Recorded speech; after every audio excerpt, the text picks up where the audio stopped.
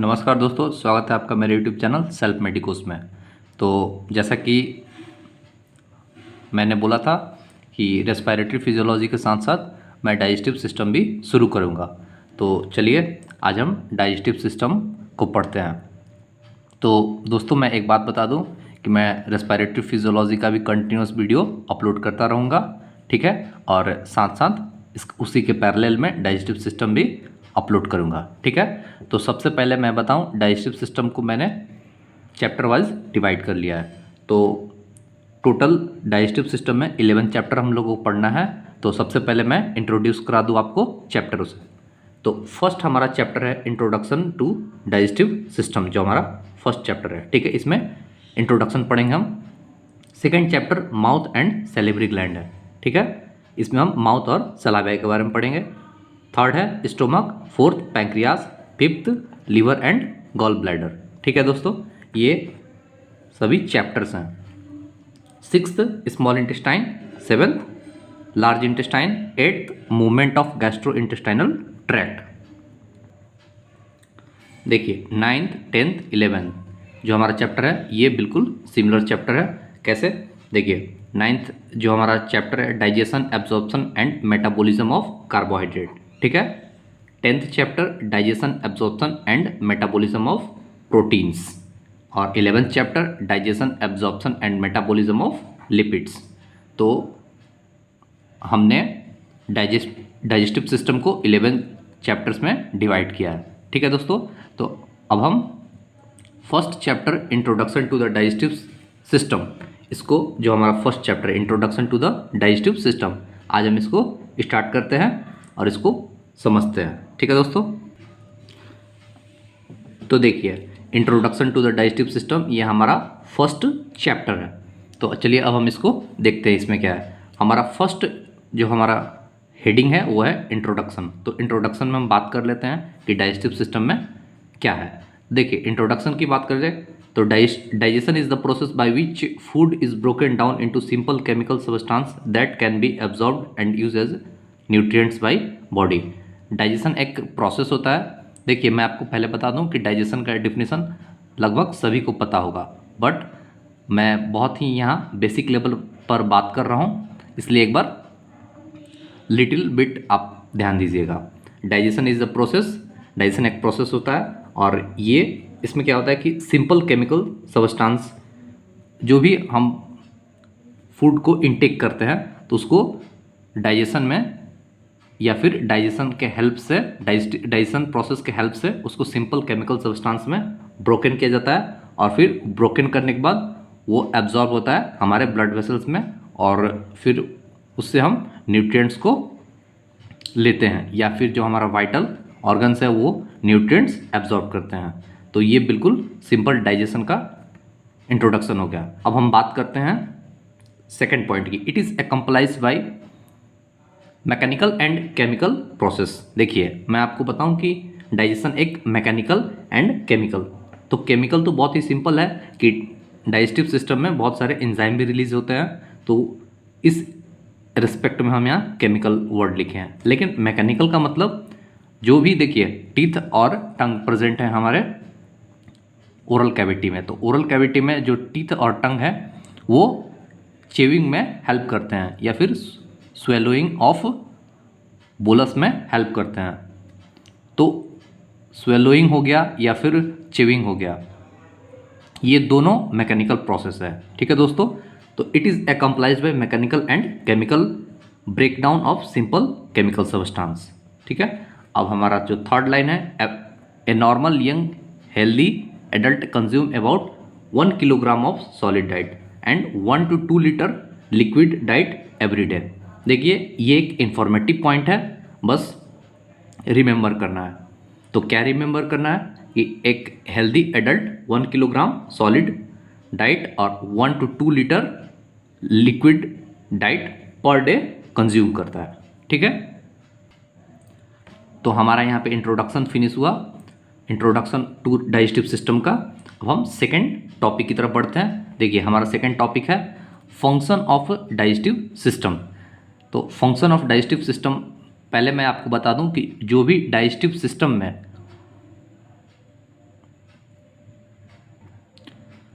Function को include करते हैं तो हम मेनली उसी की बात करेंगे, ठीक है।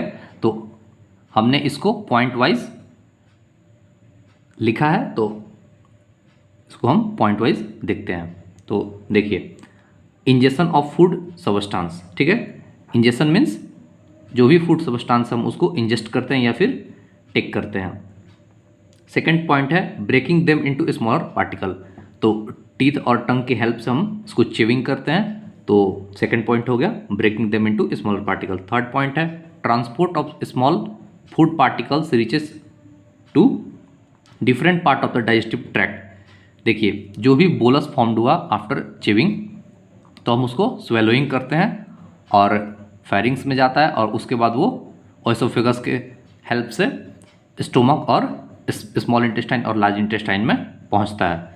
तो ये हमारा थर्ड पॉइंट हो गया। Fourth point secretion of digestive enzyme, बहुत सारे डाइजेस्टिव एंजाइम सिक्रीट होते हैं डाइजेस्टिव सिस्टम में। नेक्स्ट हमारा पॉइंट है digestion of the food particle, जो भी फूड पार्टिकल्स स्टोमक में पहुंचता है उसका डाइजेशन होता है। Next point absorption of the digestive product, जो भी डाइजेस्टिव प्रोडक्ट्स है उसका एब्जॉर्प्शन होता है। और लास्ट पॉइंट है removal of unwanted substance from body, जो भी अनवांटेड सब्सटेंस है वो फीकल मैटर के फॉर्म में बॉडी से रिमूव होता है, ठीक है। तो एक बार मैं फिर से बता दूं, function of the digestive system में injection of the food substance, breaking them into small particle, transport of smaller substance, secretion of the digestive enzyme, digestion of the food particle, absorption of the digestive products, and last है removal of unwanted substance from the body in the form of faecal matter. तो अब हमारा जो third topic है वो है functional anatomy of digestive system. मैं आपको बताऊं, देखिए ये फिजियोलॉजी है, तो बस हम इतना ही एनाटॉमी पढ़ेंगे जिससे कि हम डाइजेस्टिव ट्रैक्ट और डाइजेस्टिव सिस्टम को समझ सके। तो digestive system is made up of gastrointestinal tract and accessory organ and some glands. देखिए, जो भी डाइजेस्टिव सिस्टम होता है वो जीआई ट्रैक्ट का बना होता है और accessory organs and some glands भी इन्वॉल्व हैं, ठीक है। तीन बातें, digestive system, gastrointestinal tract, accessory organs and some glands के बने होते हैं। Second points, GI tract hollow structure extended from mouth to anus. जो जीआई ट्रैक्ट होता है वो हॉलो स्ट्रक्चर होता है, ठीक है। माउथ से स्टार्ट होता है और एनस पर फिनिश होता है विथ लेंथ ऑफ 30 फीट्स। मैं आपको बता दूं कि जो भी हमारा जीआई ट्रैक्ट है फ्रॉम माउथ टू एनस, उसकी टोटल लेंथ होती है वो 30 फीट होती है, ठीक है। अब हम थर्ड लाइन की तरफ बात करते हैं। GI tract form by primary digestive organ and accessory digestive organ. तो देखिए, जो जीआई ट्रैक्ट है हम उसको टू पार्ट्स में डिवाइड करते हैं। फर्स्ट हमारा primary digestive organ and second accessory digestive organ. तो प्राइमरी डाइजेस्टिव ऑर्गन किसको बोलते हैं, अब इसको हम डिटेल पढ़ते हैं। Primary digestive organ involve in direct process of digestion. देखिए, जो भी ऑर्गन डाइजेशन में डायरेक्ट रोल प्ले कर रहा है उसको हम प्राइमरी डाइजेस्टिव ऑर्गन बोलते हैं, यानी कि वो डायरेक्ट रोल प्ले कर रहा है। तो कौन से प्राइमरी डाइजेस्टिव ऑर्गन्स है? First mouth, ओएसोफेगस, pharynx, stomach, small intestine and large intestine, ठीक है दोस्तों। तो ये हमारा प्राइमरी डाइजेस्टिव ऑर्गन्स हो गया जो कि डायरेक्ट रोल प्ले कर रहा है किसमें, डाइजेशन में। अब हम बात करते हैं एसेसरी डाइजेस्टिव ऑर्गन्स की। तो accessory digestive organs involve in indirect process of digestion. ये डाइजेशन में हेल्प तो करता है बट डायरेक्टली नहीं। तो कैसे हेल्प करता है? इनडायरेक्ट हेल्प करता है, ठीक है। मैंने यहाँ वर्ड लिखा है इनडायरेक्ट, ठीक है। इनडायरेक्टली हेल्प करता है डाइजेशन में एसेसरी डाइजेस्टिव ऑर्गन। तो कौन कौन से एसेसरी डाइजेस्टिव ऑर्गन है? फर्स्ट है teeth, tongue, salivary gland, liver, gall bladder, exocrine part of the pancreas.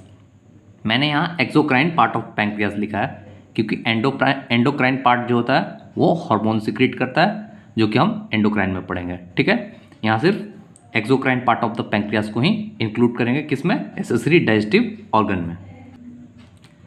अब चलिए, अब जो हमारा नेक्स्ट टॉपिक है वो थोड़ा इम्पॉर्टेंट है और बेसिक है।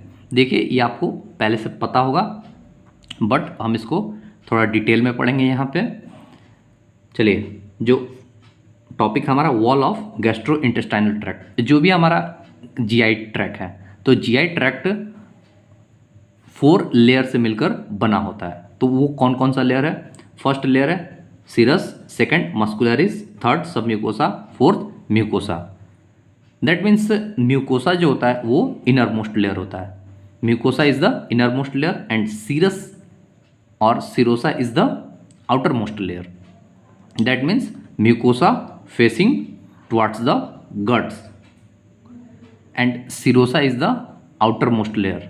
ठीक है, तो इन चारों लेयर को हम एक बार डायग्राम से समझने की कोशिश करेंगे। तो देखिए दोस्तों, अब हम यहाँ पे डायग्राम रिप्रेजेंट किए हैं, एक बार इसको समझने की कोशिश कीजिए, क्योंकि मैं डायग्राम को एक साथ पूरा नहीं दिखा सकता। देखिए, बस आप समझिए डायग्राम को देख के, फिर मैं अभी इसको डिस्कस भी करूँगा। देखिए, सबसे पहले मैं बता दूं कि डायग्राम जो है वो transverse section of the gut है। ठीक है, तो ये हमारा गट है और जो सबसे गट का इनर मोस्ट लेयर है वॉल का वो है म्यूकोसा, फिर उसके बाद सब म्यूकोसा, फिर मस्कुलरिस और फिर सिरोसा। तो अब देखिए अब देखिए म्यूकोसा कहाँ से स्टार्ट होता है और कहाँ फिनिश होता है। ये मैंने रेड टीथ लाइक स्ट्रक्चर बनाया है और फिनिश हो रहा है रेड पे, तो इस लेयर को हम बोलेंगे म्यूकोसा। और फिर रेड से स्टार्ट होकर ग्रीन पर फिनिश हो रहा है, तो इसको हम सब म्यूकोसा बोलेंगे। और मस्कुलरिस में ग्रीन से स्टार्ट होकर ब्लैक पर फिनिश हो रहा है, ये मस्कुलरिस लेयर है। और सिरोसा जो कि जीआई ट्रैक्ट का आउटर मोस्ट लेयर होता है, वो ब्लैक से स्टार्ट होकर ब्लू पर फिनिश हो रहा है।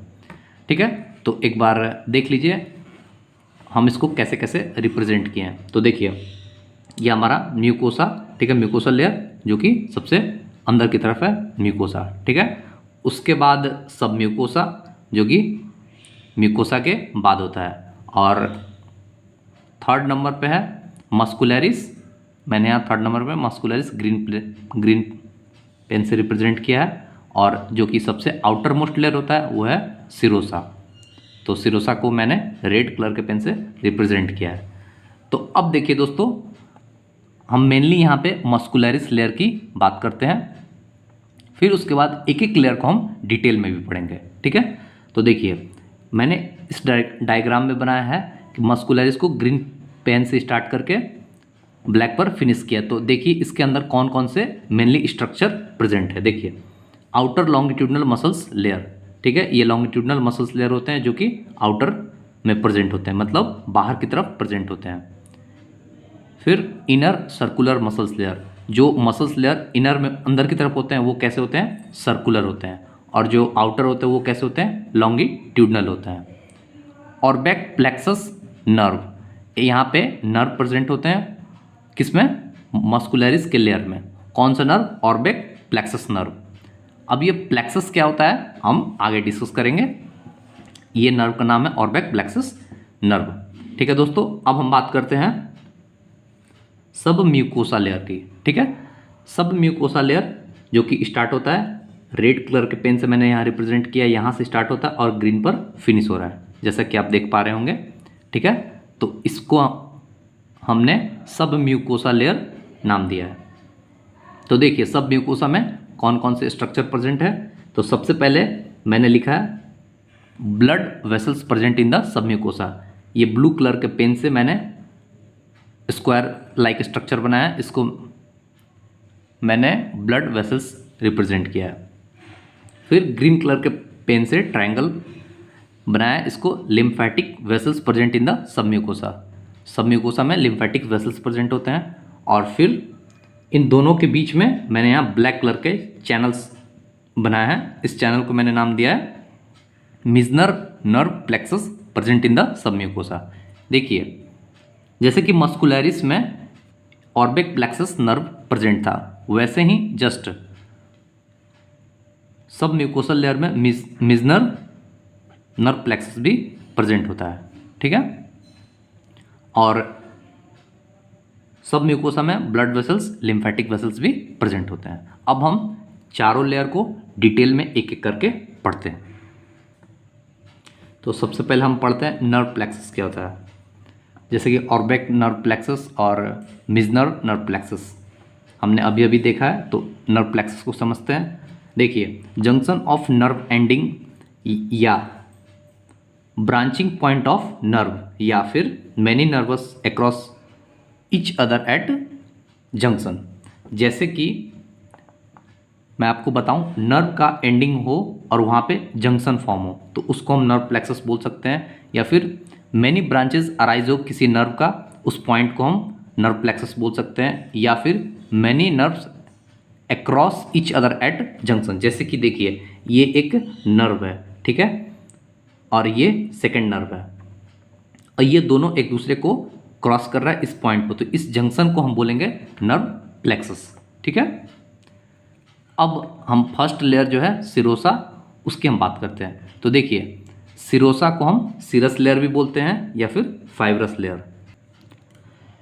अब मैं आपको बता दूं कि ये सिरोसा लेयर को थोड़ा ध्यान से समझिएगा क्योंकि थोड़ा कंफ्यूजिंग है। Outer most layer of wall of GI tract is either serous or fibrous in nature.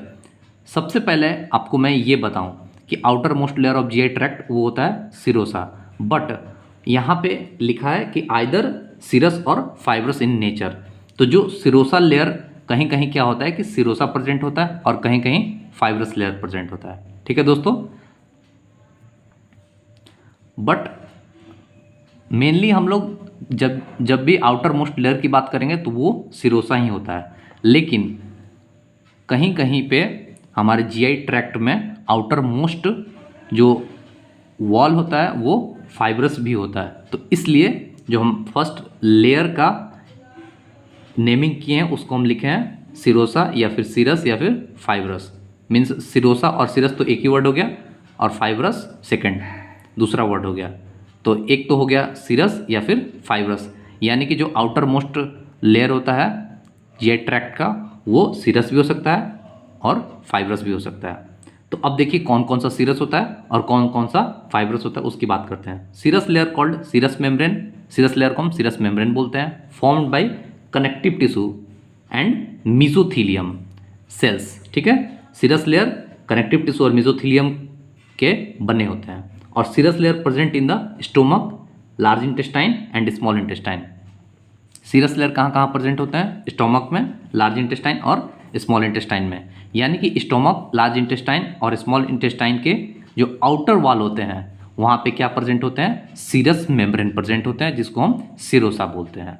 अब बात करते हैं कि जीआई ट्रैक्ट में कहाँ पे फाइब्रस लेयर प्रेजेंट होते हैं उसके आउटर वॉल में। तो देखिए, fibrous layer called fibrosa, fibrous layer को हम फाइब्रोसा बोलेंगे, and it is formed by only connective tissue. देखिए, सीरस लेयर को हम जैसे कि पढ़ें कि serous layer connective tissue and mesothelium दोनों का बना होता है, but fibrous layer only made up of connective tissue. It is present in the pharynx and oesophagus. Fibrous layer only कहाँ कहाँ प्रेजेंट होता है? फेरिंग्स और ओएसोफेगस में सिर्फ दो पार्ट है जहाँ पे जीआई ट्रैक्ट का आउटर वॉल फाइब्रस लेयर का बना होता है। वो कहाँ पे? फेरिंग्स में और ओएसोफेगस में। तो कंफ्यूज मत होइएगा। अब हम सेकेंड लेयर मस्कुलरिस की बात करते हैं। तो देखिए, मस्कुलरिस में मैं आपको बता दूं कि जो भी मसल्स है हम मसल्स को हमेशा तीन पार्ट में डिवाइड करते हैं: skeletal muscles, smooth muscles and cardiac muscles. तो ये जो हम पढ़ रहे हैं ये डाइजेस्टिव सिस्टम है, तो इसमें कार्डियक की तो बात ही नहीं करना है। तो बचा कौन? स्केलेटल और स्मूथ। तो देखते हैं कि मस्कुलर लेयर जो है वो हमारे जीआई ट्रैक्ट में कहाँ कहाँ कैसे कैसे अरेंज है। तो सबसे पहले बात करते हैं फेरिंग्स, चिक और लिप्स में। देखिए, जो फेरिंग्स, चिक्स और लिप्स है यहाँ पे ओनली स्केलेटल मसल्स प्रेजेंट है, ठीक है।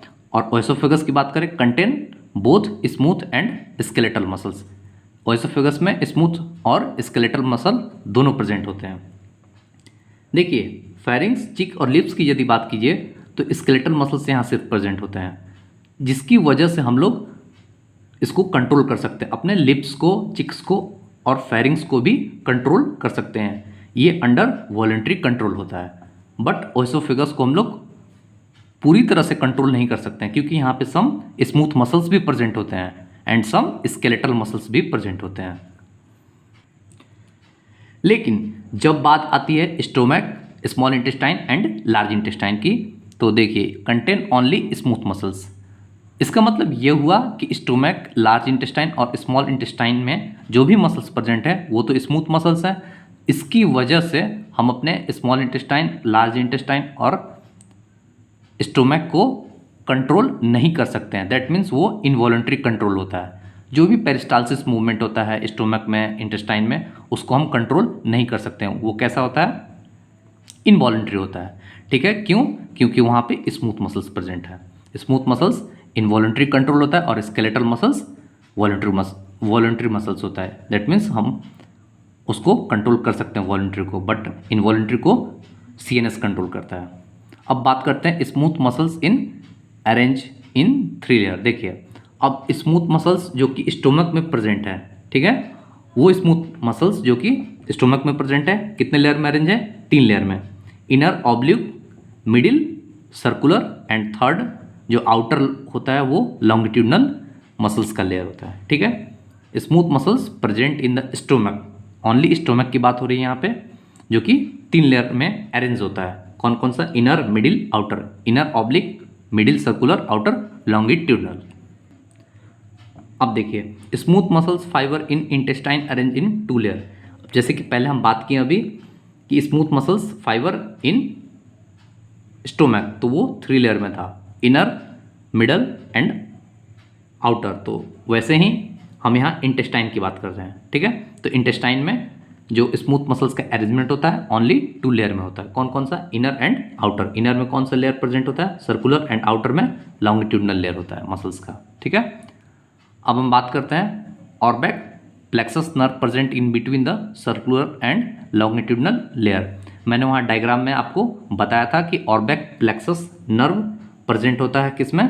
मस्कुलरिस लेयर में। किस किस के बीच? सर्कुलर एंड लॉन्गिट्यूडनल मसल्स के बीच में ऑर्बैक प्लेक्सस नर्व प्रेजेंट होता है। ठीक है दोस्तों, अब देखिए 2 पॉइंट है जो कि थोड़ा इंपॉर्टेंट है, internal anal sphincter and external anal sphincter. मैं आपको बता दूं जो इंटरनल एनल स्फिंक्टर है वो स्मूथ मसल्स का बना होता है, जो कि इनवॉलेंट्री होता है, मतलब हम लोग उसको कंट्रोल नहीं कर सकते हैं। But external anal sphincter is skeletal muscles fibre. अब देखिए जो एक्सटर्नल एनल स्फिंक्टर होता है हम उसको कंट्रोल कर सकते हैं। क्यों कंट्रोल कर सकते हैं? क्योंकि वो स्केलेटल मसल्स का बना है। अब स्फिंक्टर की ज़रूरत क्यों पड़ा? तो जो भी फीकल मैटर एनस में इकट्ठा होता है, ठीक है, स्टोर होता है, और फिर with the help of peristalsis movement वो हम बॉडी से उसको रिमूव करते हैं या फिर बाहर निकालते हैं। तो जब स्टोर होगा तो स्टोर करने के लिए कुछ वाल्व या फिर स्फिंक्टर की जरूरत पड़ती है। तो इसलिए इंटरनल एनल स्फिंक्टर होता है और एक्सटर्नल। तो एक्सटर्नल को हम कंट्रोल कर सकते हैं, जो कि वॉलंटरी मूवमेंट वॉलंटरी कंट्रोल होता है। क्यों? क्योंकि एक्सटर्नल जो है स्केलेटल मसल्स का बना होता है। अब हम थर्ड लेयर म्यूकोसा की बात करते हैं। तो चलिए, म्यूकोसा बहुत ही सिंपल है। It is present in all part of GI tract except mouth and pharynx. Submucosa पूरे जीआई ट्रैक्ट में प्रेजेंट होते हैं एक्सेप्ट माउथ एंड फेरिंग्स, यानी कि माउथ और फेरिंग्स में सब म्यूकोसा प्रेजेंट नहीं होते हैं। It contain loose collagen fibres, elastic fibres, reticular fibres and few cells of connective tissue.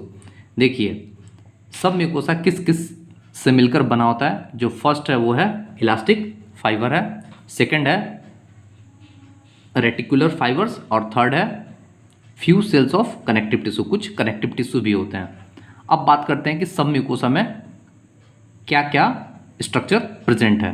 तो सबसे पहला जो है हमारा blood vessels, second lymphatic vessels and third है Meissner nerve plexus present in the sub mucosa layer.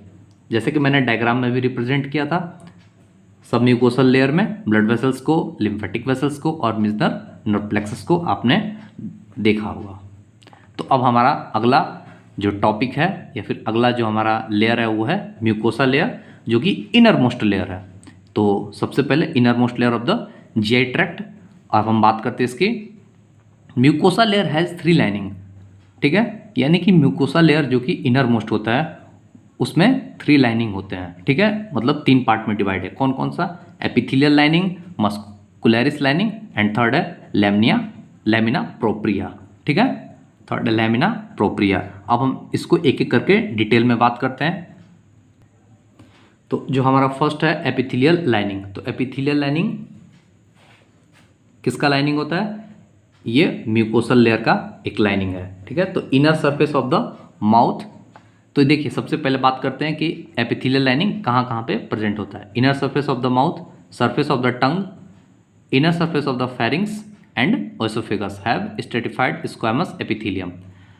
तो इन जगहों पर मतलब माउथ में, टंग में और फेरिंग्स और ओएसोफेगस में स्ट्रेटिफाइड स्क्वैमस एपिथेलियम होते हैं। यानी एपिथेलियम का कौन सा टाइप?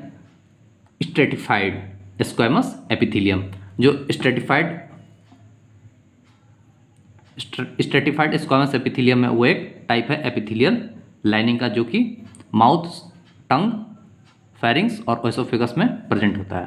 अब बात करते हैं stomach, large intestine, small intestine has columnar epithelial cells. जो भी epithelials stomach, large intestine, small intestine में प्रेजेंट है वो कौन से होते हैं? Columnar epithelium. अब बात करते हैं लैमिना प्रोप्रिया की।